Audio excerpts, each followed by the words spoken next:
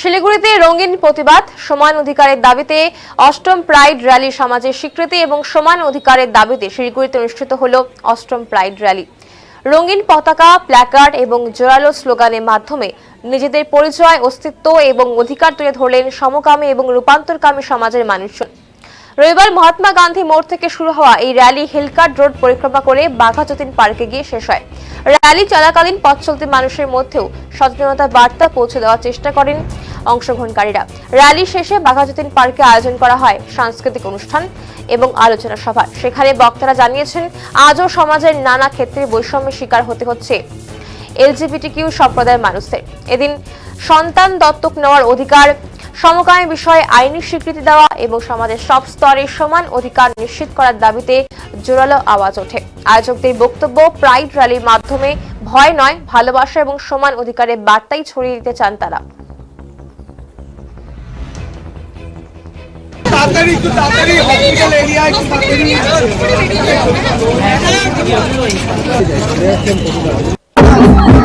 Yeah, the message will be that we are vote-giving citizens. We are equal citizens of this country. So I would like to give a message that the discrimination towards us should be stopped, because we are just like you. We are brothers, daughters, sisters, mothers. We are all family members, and we are equal part of the society. So this is what our message is.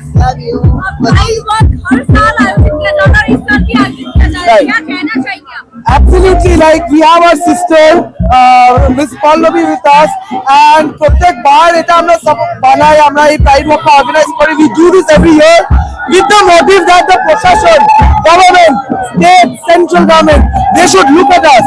They should think about our rights. We do not have any personal rights. We have our own agenda, and we want the government and the authorities to give us the rights that we deserve.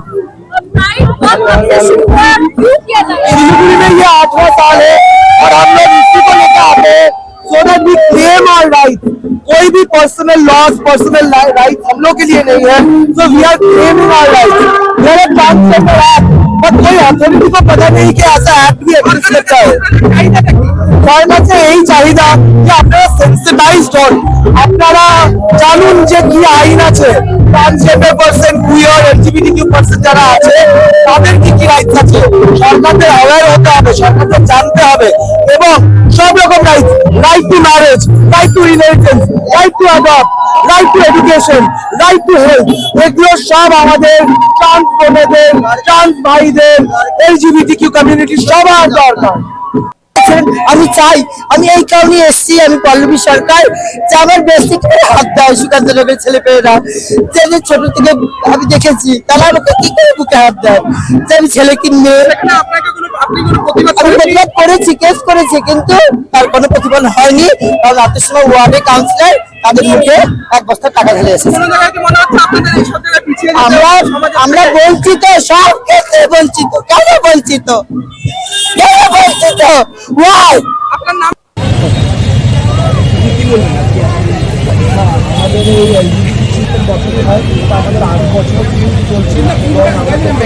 হ্যাঁ, আপাতত রাখ।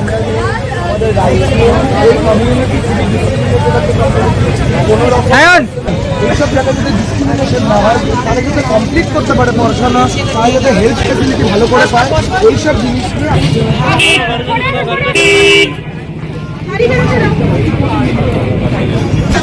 তাড়াতাড়ি hospital area একটু তাড়াতাড়ি